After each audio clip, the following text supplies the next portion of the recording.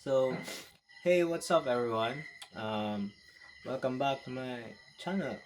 Today, I want to talk to you about something really important. What is it? The United Nations. Now you probably heard about the UN before, but what exactly is it? Think of it as a kind of global hub for cooperation and problem solving. The UN was founded back in 1945 after World War II with one big goal in mind to keep the peace and make the world a better place for everyone. So, ever wonder why the United Nations seem to have so many different sides? Well, it's because the UN isn't just one thing. It's a whole bunch of organizations working together under one umbrella. From peacekeeping to humanitarian aid, each part of the UN has its own mission and approach. So, plus, with the member countries from all over the world, you get a wide range of perspective and priorities shaping UN nations or actions, UN actions. It's all about adapting to complex global challenges and finding solutions that work for everyone. So next time you see the UN in action, remember diversity is its strength. So, at the heart of UN is the General Assembly, where representatives from all 193 member countries come together to discuss and vote on important issues.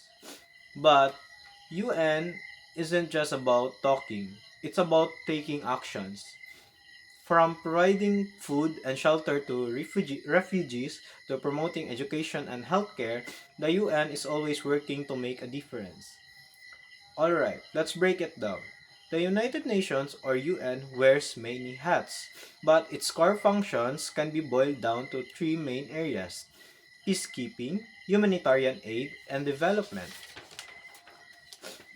Now, peacekeeping is all about, keeping the peace.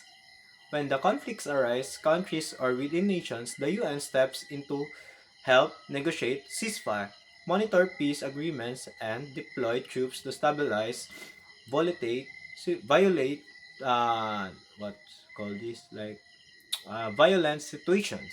Hmm.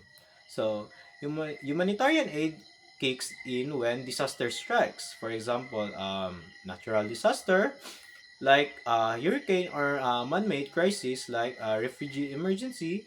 The UN jumps into action, providing life-saving assistance such as food, shelter, and medical care to those in need. So, development is a longer term game. So more like a here is the UN focuses on promoting economic growth, improving living conditions, and advancing human rights around the world. From supporting education and healthcare to empowering women and combating poverty to UN works to building a better future for everyone. So while all three functions aim to make the world a safer place, more just place, they each tackle different aspects of the global challenges. Whether it's keeping the peace, providing relief in times of crisis, or laying the ground for a brighter tomorrow, the UN's got it covered. So now, let's talk about the United Nations and its relevance in tackling today's biggest global challenges. Despite criticism and limitation, the UN remains a crucial player in addressing or pressing issues like conflict, climate change, and public health. Take peacekeeping for an example.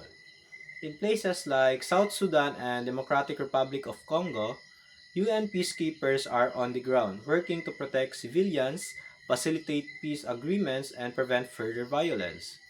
When it comes to climate change, the UN plays a central role in coordinating international efforts.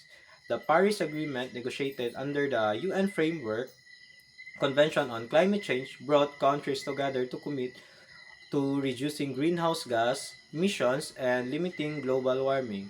And let's not forget about public health crisis.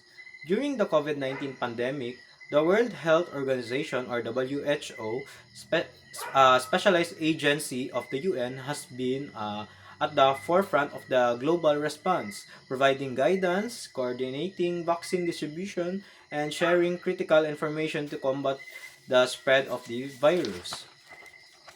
So, while the UN may not have all the answer, its ability to bring countries together, coordinated actions, and mobilize resources makes it an indispensable force in addressing the complex challenges of our time. So, to sum it up, the United Nations is like a big global team working together to tackle the toughest challenges facing humanity, and hey, we're all a part of them too. So, thanks for turning in today's vlog, guys. Don't forget to spread the word about the UN and all the amazing work it's doing. See ya in the next video. Bye!